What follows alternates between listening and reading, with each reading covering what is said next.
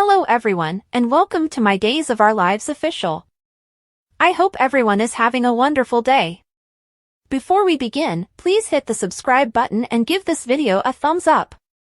Ava receives a text message on today's episode of Days of Our Lives from an unidentified number inquiring about the outcome of her date.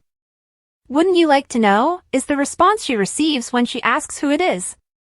The nutcracker is a terrible thing. Ava merely murmurs, Kristen. When Belle returns home, she asks Eric about his date with Ava while he's browsing through his tablet. Belle observes that something was working against their date tonight after he tells her about the date issues. Or someone, says Brady.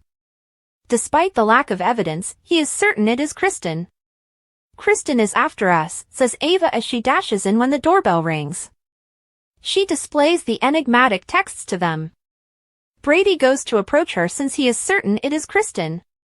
Ava begs to accompany him, but Brady refuses and leaves her and Belle alone. When Belle asks Ava if she had fun, she replies that she did and that she would do it again, even if it makes her the target of Kristen's ire. She and Brady are no longer together, and she has no fear of Kristen. Belle remarks, I don't believe Kristen received that memo. However, Ava questions whether Belle's issue is with herself or Kristen. Belle claims that she doesn't hold Ava accountable for the harm she caused to their family. She wasn't thinking clearly. She is concerned about Kristen's imbalance. Brady and Chloe were blown up by her.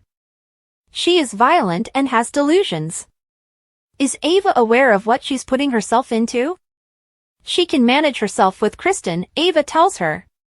During a quarrel in their living room, EJ holds his drink while glancing up at Kristen. When EJ joyfully yells to make room for the bar cart while Kristen is on the phone, his sister jumps and screams. He asks what difficulty she's causing and remarks on how guilty she seems. She won't explain to him why she concealed her own, saying she simply jumped because he interrupted her peaceful evening. Whatever, EJ shrugs and says he's got his own difficulties. His case against Mark Green was just ruined by Belle. He explains what transpired to Kristen. He nearly forced Mark to pay for harming Chad, but he will now be fortunate to spend the entire 18 months.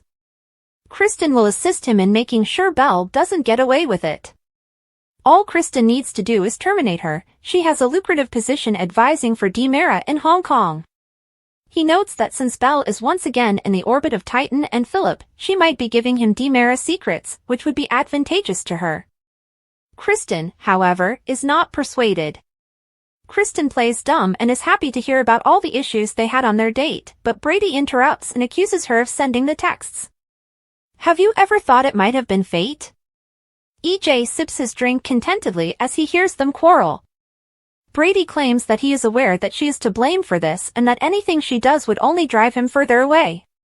Time to put an end to this nonsense. EJ intervenes and requests that Brady give his sister another directive to refrain from interfering in his cases. EJ advises Kristen to write something with a bit more tenacity the next time, and Brady storms back out. To the surprise of Gabby, who claims she hasn't yet finished shopping, Jada brings a wrapped gift to the kitchen island along with a number of other presents. Jada receives a call from Sean claiming that Hattie escaped his grasp just as Gabby is ready to tell her about her date. They question whether she heard that someone was approaching or if Rafe reached her first, as Jada claims. Although Jada is a little irritated if he did, Gabby makes the point that it doesn't really matter who or how he found her. Jada notes that could ruin her case. She then shifts the conversation to Gabby's destination, where he claims he will have drinks with JJ but declines to end the date. And Javi was to blame. It sounds like a date, as Jada notes, and JJ started it regardless of who or how. The bell saves Gabby after she continues to make excuses. Or rather, a rap. She is being picked up for our date by JJ. After introducing the two, Gabby goes to gather her belongings. Jada, who's by herself, says she has heard great things about him and asks if he wants to stay. He would be welcomed back by the Salem Police Department. Gabby comes back before JJ can say anything more, and they head out on their date.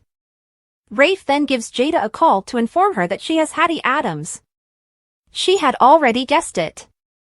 Leo admires the stolen necklace around his neck in his room, but as Rafe and Hattie arrive at his door, he quickly stuffs it into his pocket.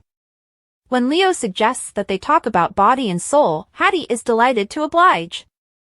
Let's talk on how she is reviving on the show. Leo only stares at her in confusion as he understands she believes she is getting a new contract and returning. Rafe informed her that she had a list of requests and that Leo wanted her back. Leo joyfully crushes her dreams, telling her that she is not welcome and would never return. The whistleblower, Lady. Hattie is simply perplexed. She isn't Lady Whistleblower, she didn't hack his computer, she doesn't know what he's talking about, and she isn't stupid enough to get even on his show. All she did was curse it. When she tries to poison everyone at Body and Soul, Rafe stops her and puts her under citizen's arrest just as she is ready to depart. You think I did that? Wait a minute. Rafe simply instructs her to report it to the police because she adamantly denies doing it. At small bar, while enjoying margaritas, JJ confesses that he was taken aback when he received her SMS. Why not, she thought. He is happy that she texted and that this occurred. After that, he informs her of Jada's offer, but he is unsure if he wants to return. She recalls the events involving Theo. He wouldn't be sitting there on Christmas Eve if she hadn't knocked on his door.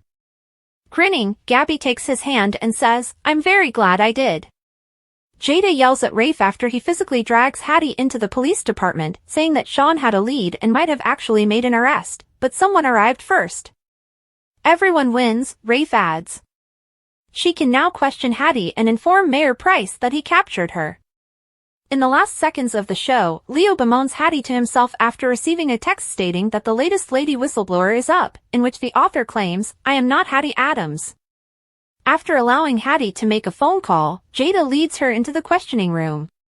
But before Belle arrives for her client, she asks one more question. An irritated Jada receives a coffee peace offering from Rafe outside the room. They might have had an opportunity to question Hattie before she realized if Sean had arrived first. Your Christmas gift was awful. She leaves with a stomp. When Brady informs Ava about Kristen's denial when he comes home, Ava questions whether it is indeed Kristen. She would just say what she wanted to say, she had never been delicate before.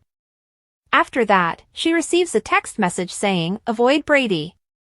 Kristen tells EJ that leaving those pathetic texts is not of any importance to her. EJ simply laughs that he is aware of her priorities before leaving for the foyer. The doorbell rings before he can make his way upstairs. What the hell do you want? He asks, sneering as he answers it and looks at the person there.